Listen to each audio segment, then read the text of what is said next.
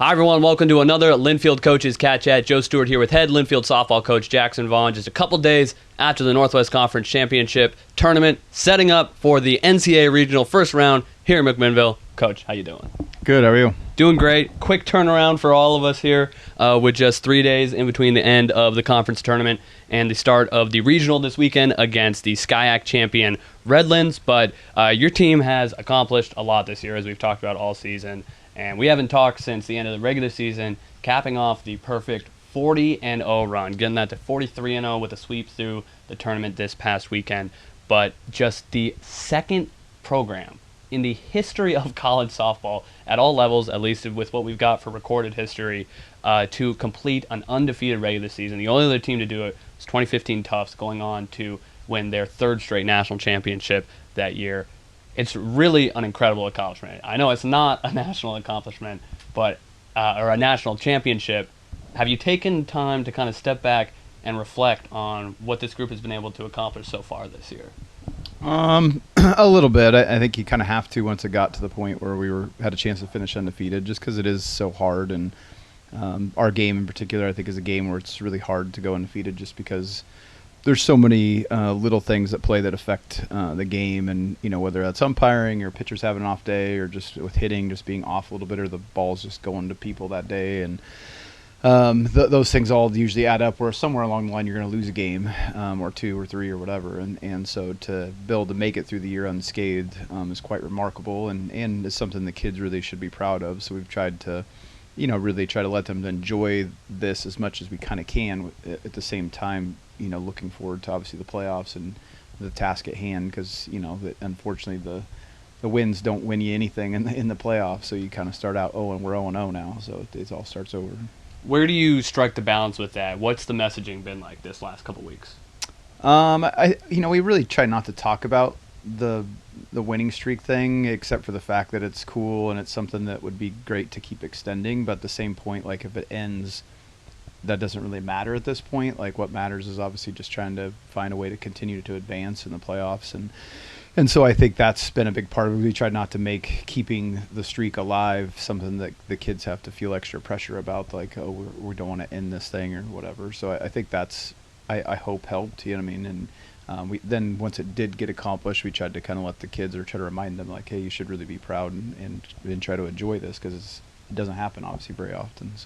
So 43-0 after the Northwest Conference Tournament, sweeping the way through there, but well tested, as you had three pretty good games there, and trailed multiple times this weekend, which was something that this team was obviously not very accustomed to this year. What were your thoughts on the weekend overall? It was a little bit up and down. I mean, I didn't think we played our best overall, but we did some good things. Like, in the Willamette game, obviously we didn't pitch it as well as we're capable of, and so Willamette did a good job, and obviously took the lead a couple times on us, and we had to keep responding, and that was great to see the kids respond and how they kind of responded to being down, and not only down but down to the 4 seed, and you kind of feel all this extra pressure, and all the streak's going to end in terms of winning streak, and all that kind of stuff. And so the kids handled that well enough, and found a way to win the game, and the next day bouncing back and having kind of a pitcher's duel, and Taya rebounding and pitching phenomenal the next day, and leading us to a 1-0 victory, and then being able to kind of finish it off with a little bit more, I think, solid game the next day, where we were able to kind of get to Lewis and Clark's pitching staff a little bit more the next day, and obviously really led by K2. Getting the big hit that kind of broke the game open. But I thought it was a little cleaner overall, well-pegged game kind of in the third game overall from a both offensive and defensive standpoint. With Taya, that Friday afternoon performance certainly not up to what we all know and what she knows she's capable of, giving up 5 earned runs there. But then, dominant on Saturday and Sunday. 13 strikes. There's 13 strikeouts, 3 hits on Saturday, and then striking out the first 7 batters she faced on Sunday, obviously both against Lewis and Clark there. But what do you see out of her? I mean, it just seemed like another kind of champion greatness moment that we all got to witness. Yeah, and against Willamette, she was just off. Timing was off a little bit. Ball wasn't moving where it was supposed to go, and to Willamette's credit, they hit it. You know what I mean?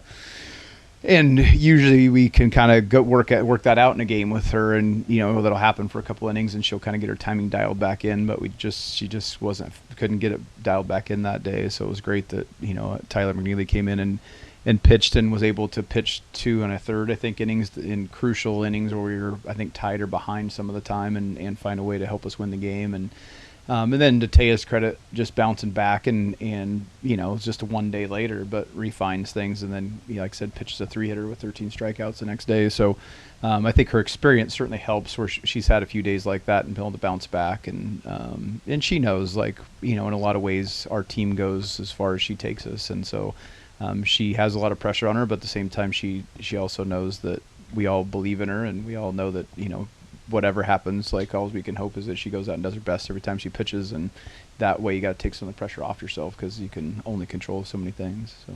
Yeah, you mentioned, obviously, we see this with softball every year. Usually the best teams are the ones being taken by their number one pitcher. McNeely has been terrific this season. Tyler has been one of the best freshman pitchers we've seen right away for this program, and you only had to go to her once in that relief outing. In extra innings, very high leverage moment. I assume that obviously you're going to be relying on Taya still here as the playoffs go around. But how big was that to kind of break the ice for her for that first? It was playoff big. Experience?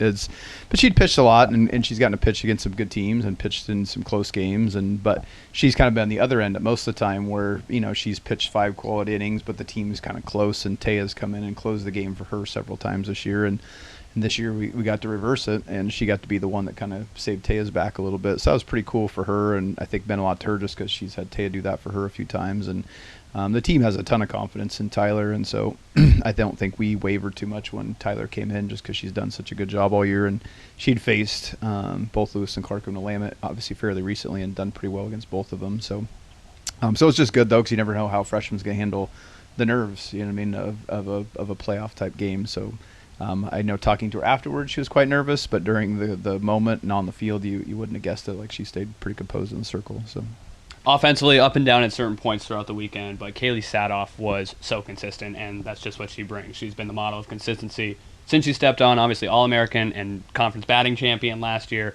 averaged back above 500 again this season. She's been a little bit unsung, at least comparatively, with all the fireworks and home runs that have come from this team this year, and she's been the table setter, the contact player. How does she bring that level of consistency to the game every day, even in these big playoff moments? She just is all the things you want. She's just a really hard worker, but she's very, very perfectionist oriented, which is one reason she's basically a 4-point student in school, and she's just a kid who really expects her to do well, and kind of demands it of herself, and sometimes probably is too hard on herself in some ways. But she doesn't really ever take a day off in terms of ever think that she's arrived, and she knows well enough with hitting, it can come and go almost at any moment sometimes just with your timing. So, but her ability to be just hit for some power, she doesn't have the home runs, but I think she's got 17, 18 doubles now, and the ability to play the short game and the ability to just consistently put pressure on the defense has been a huge part, especially with Mira getting hurt.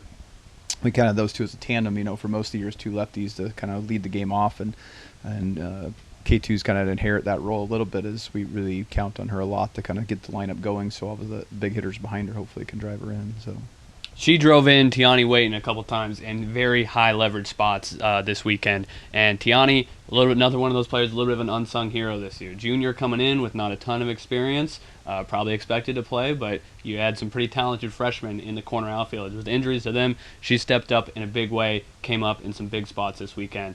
Talk about kind of her season arc this year. Yeah, you kind of hit it on the head, but comes in and Mira jumps in, and Mira's probably playing at an All-American type level before she gets hurt, and handled it well. Disappointed, I think, but her and Sophia were rotating in right field, and that's always tough too. You're hard to get in the flow of at bats and games. I think you're always kind of stressed when you're in a position rotating. Like if I do bad today, then the coach is going to play the other kid, and but then with Mira going down, you're kind of thrust into the role, and now it's time to step in, and you have to get it done now, and so she's, I think, as we've gotten to the last few weeks of the season now, has enough at bats under her belt and has made enough improvements in her hitting. You're starting to see it more consistently, and she really had some long drawn out at bats where she drew a crucial walk and like a 10-12 foot pitch at bat that really eventually K2 ends up driving her in, and then she had 2 hits that in the Willamette game that I don't think we win the game without those 2 hits, and so just those are probably the things coaching wise that almost make it the most fun. Like the kids that always do well, like that's really cool. But the kids who've, like you said, had to kind of wait for a couple years and have always done everything right, and you always just hope that they get that moment and a chance to have some of that success on the field, and they finally get to do it. Is always, again, over the years, has probably been one of the coolest parts of coaching. So Redlands coming back to McMinnville for the first round here. SCIAC champions once again. Faced them in the regional here in McMinnville last year, sweeping them. Played them in March this last year as well with your trip down to California. 2 tight games there, 3-2 and 11-9. What is the preparation? What are you thinking going here into the yet another meeting with the Redlands Bulldogs? Yeah, they're well coached, and Jose does a really good job, and they're always pretty prepared, and they just have some kids that are a wide mix of variety in their lineup, which causes some problems. They got some experience. They have a really good senior shortstop that's a really good player.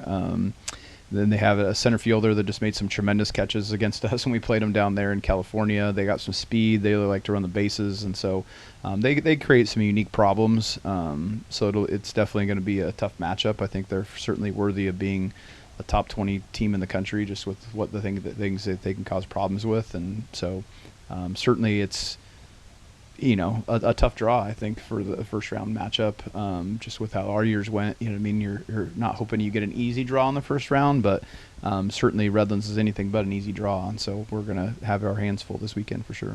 Cats and Dogs facing off in the first round for a second straight year. Thursday through Saturday this weekend. Thursday and Friday guaranteed, Saturday if necessary. First pitch for Game 1, Thursday, 4 o'clock here in McMinnville. We hope you come down and cheer on the Cats in person. But we'll, of course, have full live streaming coverage for you of the entire tournament on the Linfield Sports Network. Coach, thanks for the time. Good luck this weekend. Thank you.